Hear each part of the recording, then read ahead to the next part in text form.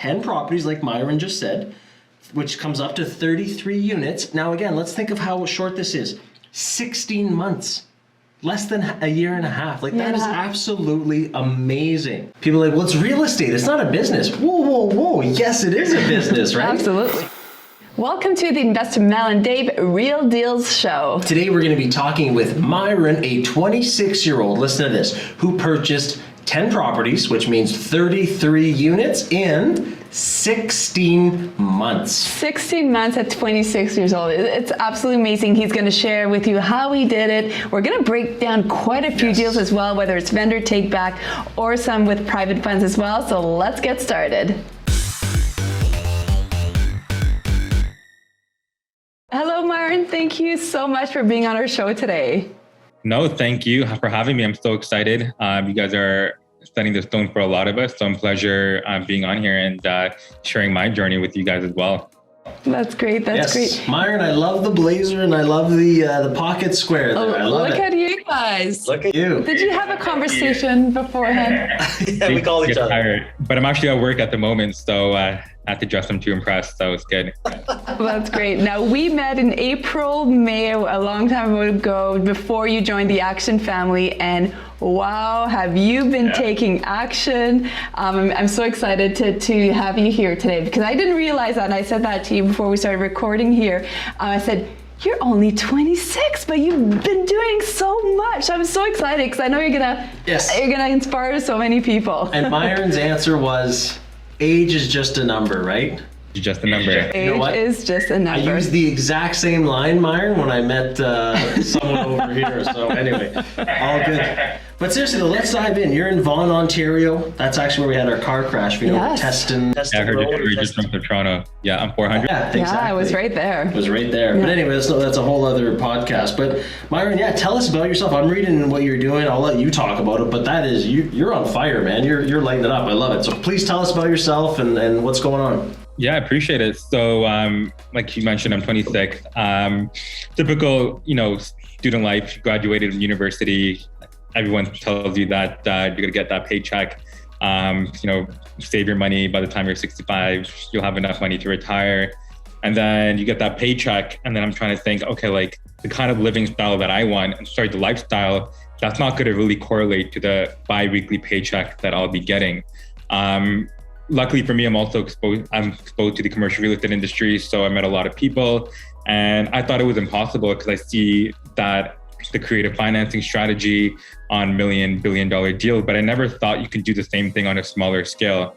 So I got my first single family home, kind of used OPM on that as well. But then when I realized that you could use it on a much larger of a scale, that's when I came across your information online on Facebook, I think, or Instagram, and joined one of your webinars. You guys kind of specialized in it. So I was willing to take that leap of faith. And since I joined your program, I purchased 33 units, so over 10 properties. Wow. 33 units, and that's how long ago then? It's 2 years, year and a half? Let's slow down those numbers, Myuren, because you said it like it was nothing. Like honestly, you said, I did 33 units, you know what I mean? And people are going, what? People just drop their coffee. Yeah, people just spit out coffee out of their nostril. Anyway, but think about this, and let's read it up. 10 properties, like Myuren just said, which comes up to 33 units. Now again, let's think of how short this is. 16 months. Less than a year and a half. That is absolutely amazing. Yeah. Wow. Yeah, it's great. So I kind of started about my first fiveplex last October, so 2020. It's not kind of overwhelming. Like once you do it, it's kind of the adrenaline. I feel like if I already bought a property, I waived the condition. I'm like, all right, what am I supposed to do? Let me just start looking for another property, right? I know. And you just never look back. Yeah, it's like going to the gym. When you're used to it and you miss a day, you're like, oh, okay, I want to go back again. And real estate is the same thing. Once you're used to buying properties and you're rolling, you want to keep growing your portfolio. Myuren, you remind me of me. I love it. I'm the same as you. I find, I love the adrenaline. Maybe that's why I was a firefighter before, because going into a burning building was a rush. I'm just saying. But what I'm getting at is, I agree with you. When you firm up on a deal, that rush, when you find that creative financing, you find that's the rush. And then it's almost like by the time the deal closes, it's like, yeah, that's all news. Yeah, that deal I need a new one in the works here. And again, obviously you're an adrenaline junkie, because 33 units in 16 months, that's absolutely awesome. Now, if you want, and you don't have to tell us anything you don't want to, where are they located? Like, what's your vicinity? Like, where are you investing? So I had 2 properties in Windsor. I sold my first, which was a single family home. So I have a duplex in Windsor, Ontario, which was purchased last November. And then I have 9 properties in Sudbury, Ontario, which is just your neighbor city. Yeah. Again, great. Secondary market. Oh, what's that word? I always butcher the word. Tier chair? I can't say it. That's why I say secondary market. But whatever that word is, yeah, I agree. 9 properties in Sudbury, and Sudbury is just like North Bay, where we are. Secondary market, high cash flow. So you must be making some good cash flow on these properties. That's awesome. And Windsor's another good market. So yep. You're doing a good job at picking the markets. Now, do you do your own property management? Because it would be a fair drive to get there, or do you have a property management company? So right now I'm trying to built everything from in and out. So right now I'm focusing on a property management software system where it's already existing, but I'm trying to implement my data into theirs. And once I have that up and running, I'm hoping to hire someone full time to get that 3-tier corporation, get that employee underneath. You guys know all about that, and eventually scale like that. Because I feel like when you outsource it to a property management company, there are times where from other investors, you kind of lose the intimate relationship with the tenants and their service quality. And a lot of them are not run by investors. So they don't really know what it takes to continue to scale. So for me, I'm trying to build the systems in place and then train someone how I would want to run the business. So I could just pass it on to them and be willing to travel. And the mindset that I haven't traveled during COVID much out of the country, but next year I plan to. So for me, my mindset is if I were to travel for like 6 months, would my business be able to sustain? If the answer is no, then I'm not there yet. And hopefully I can get there within the next 3 to 6 months. Wow. So wise at 26. I love how you're looking at it. I want to go travel, and if my business can't have me away for 6 months, then it's not ready. I love that, Myuren, and I want the listeners at home and the viewers to kind of, if you can't travel, and maybe it's not 6 months for everyone, but let's say if you can't take 6 days or 6 weeks or 6 months like you're saying, then maybe your business is where it should be. We hear that all the time. People, but I can't be away. Well, then you're missing systems or strategies or the right people in place, because growing a business, you should be providing yourself with more and more flexibility, time and location freedom and all those things as well. And you can bring your laptop, I'm sure, but still you should be able to do it anywhere, from anywhere. And Myuren, again, I love what you just said. People are like, well, it's real estate. It's not a business. Whoa. Yes, it is a business, right? Absolutely. So I love that you're thinking about it as not just, hey, it's real estate, not just assets, not just a portfolio. It is a business. So thank you for saying that. Yeah, of course. And hopefully, I really want to get into the active business stream where getting to Airbnbs. I think the income has been more lucrative, but that's a whole nother story. So hopefully I can get there within the next 12 months. So that's like my kind of goal. Once I get these stabilized assets, long-term tenants, I'm willing to get into a more riskier business model. It's not riskier, but a model where it's not going to be as safe as long-term tenants and getting that steady cash flow. Right. Well, there you go. That can be a part 2 episode, because the way you're taking action, people are going to want to follow along and see your journey. That's amazing. Oh, that's awesome. And like you were saying, so you have because your job was you're in the commercial real estate section, right? So I'm a commercial appraiser. So valuation is basically what I do for a living across Canada. So like industrial, office, multifamily. I've done agricultural farm, weed dispensaries, so casinos, hotels. So it's pretty lucrative, and you get to understand how the big players are doing it. And that was kind of the beauty of it, because when I first started and I'm doing the valuations of like a $10 million deal, it seemed like it's so far-fetched because you're seeing like 6, 7 zeros. But then when you break it down, it's possible. And then when I just started breaking it down on a duplex, triplex, fourplex, and I started doing a smaller number, then you get more comfortable dealing with bigger value, because at the end of the day, it all comes down to the numbers and your mindset. If you're willing to make the numbers work and you find the opportunity with that property in order to leverage it to scale, then it's a no-brainer. And I think, like myself, I can never imagine myself buying $1 million property. And the 11 units that I just got, it was 1.3 million. And I never thought like I'll be buying $1 million. And that was with the VTB. I was able to negotiate that. I love it. I've done 3 VTBs in the past 6 months. Sorry, like 4 months. But once I started learning how to present it to a seller, I was able to mix that with OPM and VTBs. And they're all through credit unions that lend 80% or 75% loan to value. So it's not as hard as people think it is.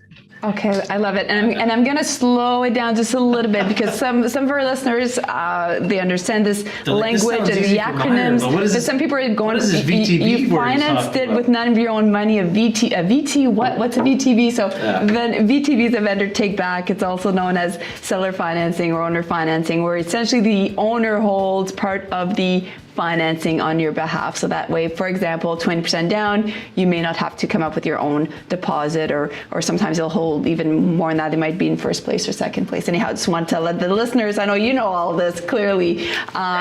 So how did you do it? Because some people say, well, why would the owner want to do that? So how did you go upon approaching a little bit of the owner here? Okay, so I'll start like something small, like a duplex, a bit more relatable. So this happened in August. So it was a wholesale deal that I found on Facebook, but it was, I think they were asking 350 or 360, but the numbers didn't really make sense for a full BRRRR. And I did let it pass. And then a couple of months later, I figured out that it didn't get sold. Reached out to the wholesaler, paid him the $5,000 just to get it assigned to me. And I had it under contract with 330. So what I did was I spoke with the seller and we just had a general conversation. And then she said she owned a gym. She lost a lot of money over the past, during COVID, so a year and a half. And I knew she wanted to initially sell it for 360. She had 2 bad tenants that weren't paying rent, but one of the units were vacant. So I thought to myself over the conversation, I'm like, well, I can probably pitch it in a way where I can provide her an incentive. So what I did was as is value, the appraisal came in at 395. So, and I had it under contract for 330. So I knew there was built-in equity, and I knew the ARV was anywhere between 450 to 500,000. So what I did was like, you know what? I called my credit union just to make sure they can run the numbers. I built that relationship with them, so they were able to get back to me in 15 minutes. And I'm like, hey, I understand that you lost a lot of money during COVID. You initially wanted to sell it for 350 or 360. And the other thing is that I'm willing to help you out and provide you with a bit more additional income and be willing to pay you $10,000 more in purchase price if you're willing to secure 10% of the profits. So in second position, which is only through $34,000, and I'll be willing to pay you 8% interest-only payment for 6 months. The 6 months because it was going through 2022, so that deferred tax payment. And I only needed 6 months to legally convert the duplex into a legal duplex. So that was the timeline that I wanted. And obviously she had a couple of questions, like how did the money come in? Like, am I giving you the 34,000? And I'm like, no, explain how. It's just a piece of paper. It's like on paper that's registered and done through lawyers. You get your own lawyer. Like there's no conflict of interest. And over a course of 2 or 3 days, she was willing to do it. She even countered offered. She was like, I'd be willing to do 350 for a 1-year VTB. But I was like, that's not really necessary. But for VTBs, it comes down to not the purchase price, but comes down to the value, because you have an obligation to pay their money back. So for me, I take 80% of what the expected market value is, and I kind of take that into what's the maximum I'm willing to pay and the maximum renovation cost, closing costs, and holding costs. And that's basically how I just ran my numbers. And I closed on the property. I haven't refinanced it yet, but I got appraised for 395 3-4 months ago. But based on some of the comparables, I'm probably looking at near a $500,000 appraisal value once it's finished.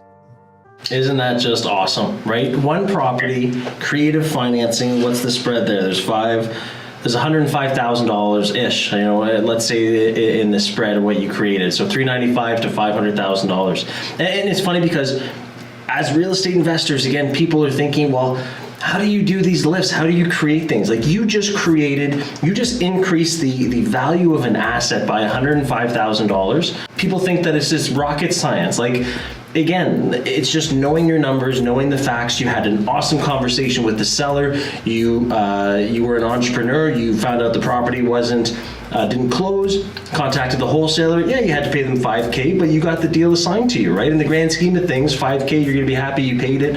That is absolutely fun, first off, and awesome, right? I'm sure you loved every single minute, the negotiations, being in the trenches, kind of talking.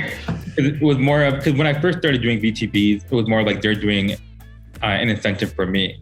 But I kind of twisted it around where I'm providing you a value with those interest payments, making a bit more money over the course of 6 months or whatever the term is.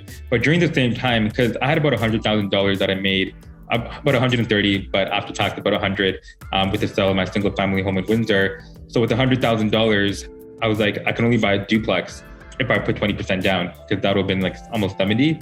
So this was only 34,000, 10% of 340. And what I did was I found a vacant off-market biplex, which was turnkey, only needed exterior work, and he wanted 450. And this was just in Sudbury as well. And I negotiated a $50,000 VTB, so 11% of the purchase price. So for $100,000, I bought 7 units, but the ARV of the 5-unit building, it's being appraised next week, but I kind of did the underwriting myself. I'm looking at anywhere between $700,000 to $800,000, probably $750,000 or more. And that's a full BRRRR plus additional refinance. So it's just being able to, and that was the most easiest VTB as well, because all I did was I asked one question, and it's that one question that can probably help you get that VTB sometime. And he wanted 450, and I'm like, why are you selling? And he's like, I just want to cash out. And I'm like, how much are you taking? How much do you need from the sale? He was like, $400,000. I'm like, great. Do you want to make money on the 50,000? He's like, what do you mean? I'll be willing to pay you 10% for 1 year. I knew I could, and I closed in November, and I'm refinancing it next month. And he was like, sure, so 10%. Obviously, he thought I can probably get 1% for me, 10% for the entire year, but I have a clause that I have the ability to pay him off without any penalties within the year. And so I bought a biplex with only 14% down, and the duplex only 10% down. I'm just thinking I'm right off the hop, the fact that you got a fiveplex in Sudbury for less than $100K a door, that's awesome, right? Because the market there, and then the fact that the ARV being 7, I'm not surprised. Like, again, creating money. You're literally, instead of letting the Bank of Canada or the Fed in the States print money, you're going out there and you're creating it legally with real estate. And that's awesome, Myuren. That's so cool. Myuren, what I'm picking up as I'm listening to you here, and I'm thinking, you're very confident. The way you're speaking and talking about it and going the VTB and speaking with the seller and your numbers and all that, which I love. But how does somebody who maybe doesn't have any properties yet, or might have 1 or 2, but hasn't done this, like, how did you build your confidence to be able to speak with sellers, to know your numbers, to know your exit strategy to pay them back? Like, how were you able to talk to me about that path? Because it definitely must have been a journey for you as well. I think for me, it was understanding the numbers. And I think a lot of your content, your deal analysis was all about the numbers and having strong fundamentals in how it works. So how does your ARV work? How does the appraisal value work? Because for me, I work my way backwards. So I take the value, what I've stabilized and renovated, and use that to determine what the maximum offer price that I should be putting on. So with VTBs, a lot of people just care about making it a one deal situation. Like, they have to be the winner of the deal, but it has to be a win-win situation for both parties. And I have investors reaching out to me like, hey, like, I want it at this price and I want this. I'm like, that's great, but did you ask what the seller wants? Because they're going to only give you if the offer makes sense to them. Like the one that I just got, the 14 units, 11. So a 4-plex, 5-plex, and a duplex on one lot. That's 11 units, and they have a triplex on another lot. So a total of 14 units. And the 11 units was 1.3 million. And they were not even taking VTB offers from what my agent told me. But I'm like, you know what? I'm going to put an offer on the triplex that was listed at 389. They said all 3 units were occupied, and it wasn't. And I put an offer for $300,000 on the triplex and put a condition saying this offer is conditional upon the offer on the 11 units being accepted. So I restricted the seller because I knew they were looking to liquidate, looking to sell, and I offered a VTB at 12.7%, which was the max the credit union was willing to go. And they accepted it, and they wanted 1.4, 380 for the triplex, which was just under 1.8. But I got all 14 units for 1.6 million. And that $300,000 triplex, I just refinanced one of my triplexes for 575 down the street. So it just being able to pitch an offer directly to what the seller wants. They don't want to just sell an 11-unit building, but have another property just sitting on the market. But if you can provide them an incentive saying that, hey, you know what? I will be willing to take all your problems away. I will deal with the eviction for the tenants and do all the paperwork and so forth. But you have to be willing to hold the mortgage against the property. And yeah, so had I had to go the conventional way, I think it would be $360,000 that I would need as a down payment, not even closing costs. But now I'm able to just only need $220,000 for the down payment. So I'm saving about $160,000 of money that I can just use for renovation. And all 10 properties that I bought, majority of them were using OPM vendor takebacks. So it's just like buying property for free and just owning them 100%. Isn't it amazing? It's beautiful. It's I know. That's why creative financing is the best thing. I absolutely love it. And Myuren, you're capitalizing on it. I love it. And I had written it down earlier in the conference when you were talking, and you just went back to it. Win, right? Exactly. The seller has to win. You have to win, and those are the best deals to do. Is when everyone wins. We have an entire section. I know you know this, but we have an entire section in our program about the win-win, because that's how important it is, because we've been there where we wanted to win, we wanted the best deal, but long term it cost us a lot of money because we missed out on so many great deals because we were very somebody more than the other was very stubborn. I won't say who, but we were both very stubborn and wanted that best deal. And although in the moment it may feel like it, bigger picture, you want to make sure that they're making money as well, because that's how you're going to grow your portfolio. And also with VTBs or even private lenders, often they'll do repeat business, or maybe they have another property to sell, or maybe they'll tell their other landlord friend that has another property and say, hey, I had a positive transaction with Myuren and I'm willing to do it all over again. Or if you want to sell some properties and take advantage of all the advantages that there are for somebody who owns financing or who holds the financing, they'll be able to do that. And if you want, I can share another example where I didn't even use VTB, but I just used strictly private money. Just for your audience, sometimes let's do it. We won't say no to number crunching a little bit here. So this is an off-market duplex, and all the private sales, I don't do door knocking. I don't do like the mailing campaign. It's just building relationships, and I think relationships are a very strong key to this business.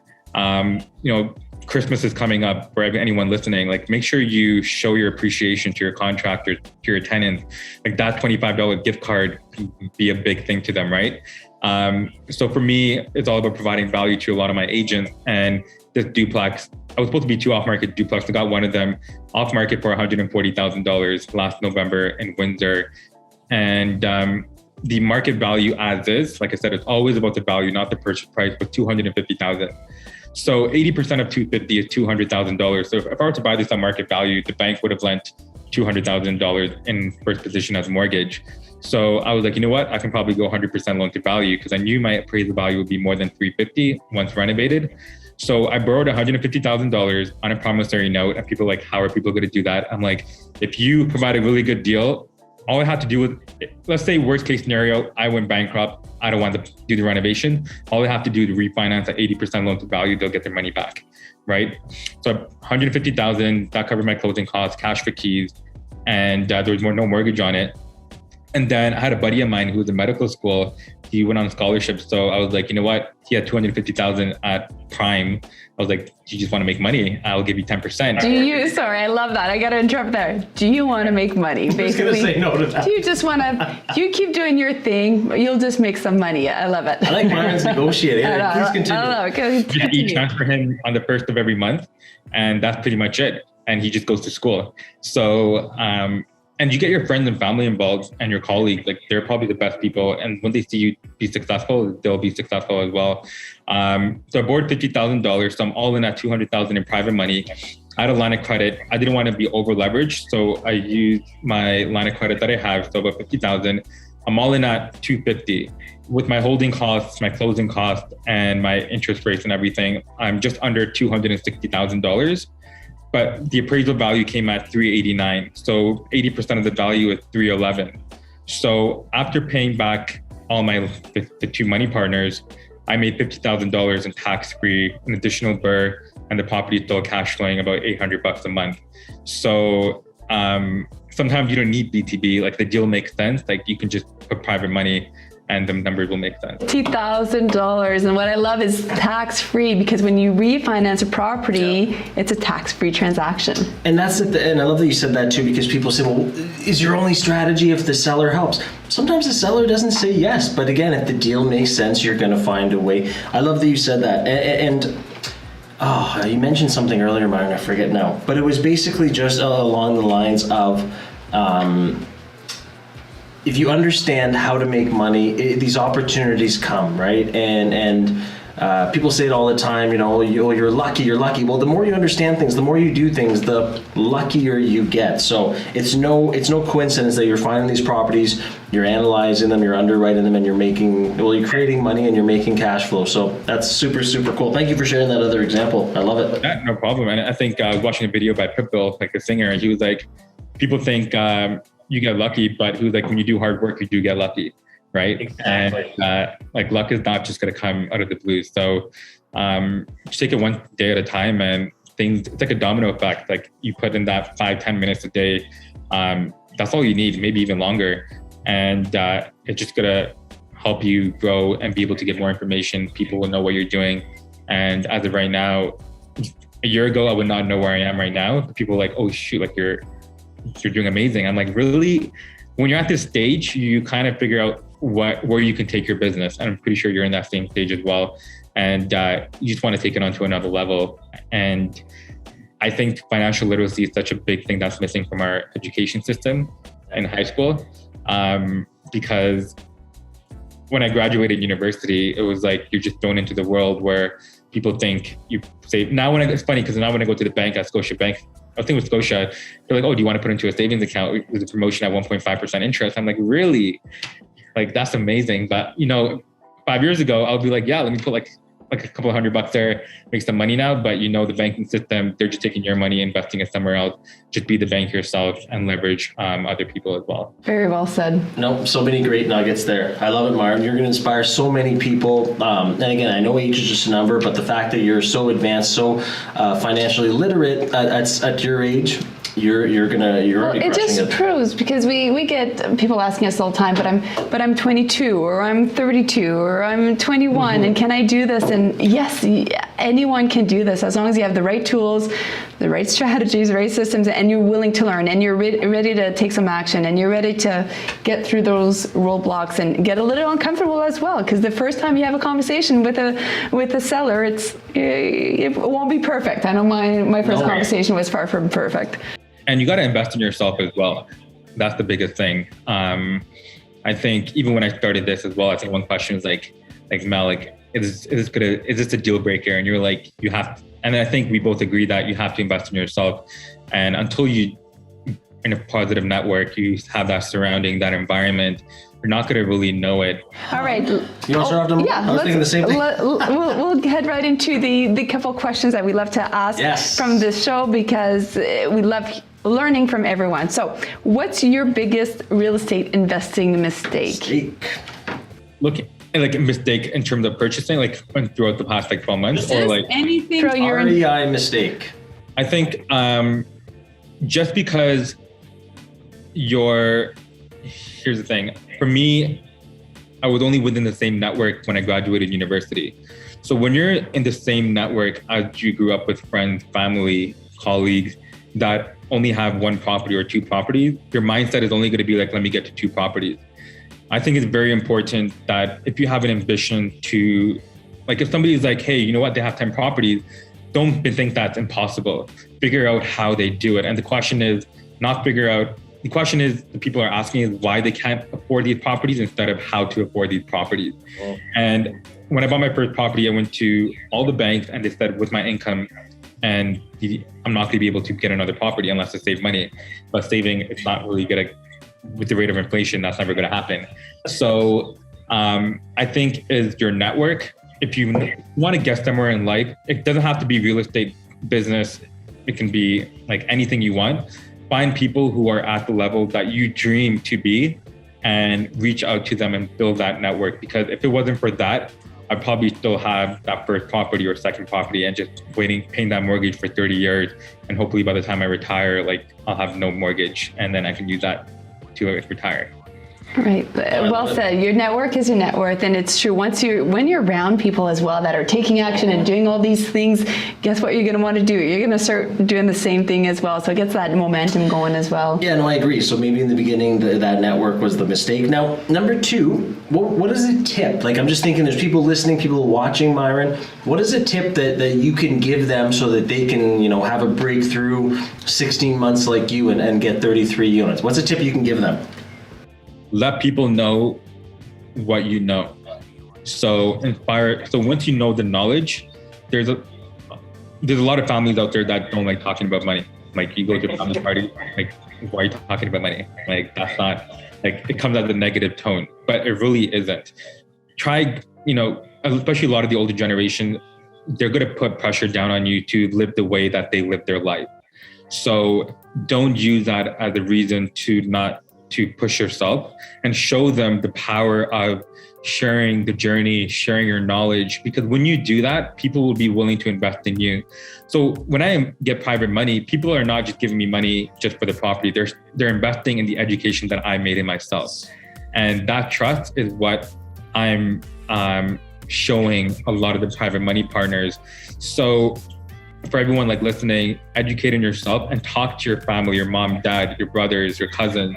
And there are a lot of people who are out there that have money, but they just don't talk about it. So until you ask and they see how you're growing and the knowledge that you have, show them what you can do to leverage the property and pay their money back. Because once you do that and you prove them wrong, that in the beginning, they're going to be like, you know what, this is impossible. Once you do it once, twice, and they see that you're able to meet your obligations, that you'll be able to attract either a family, maybe your colleague, but it just takes that one person to open the door for multiple opportunities.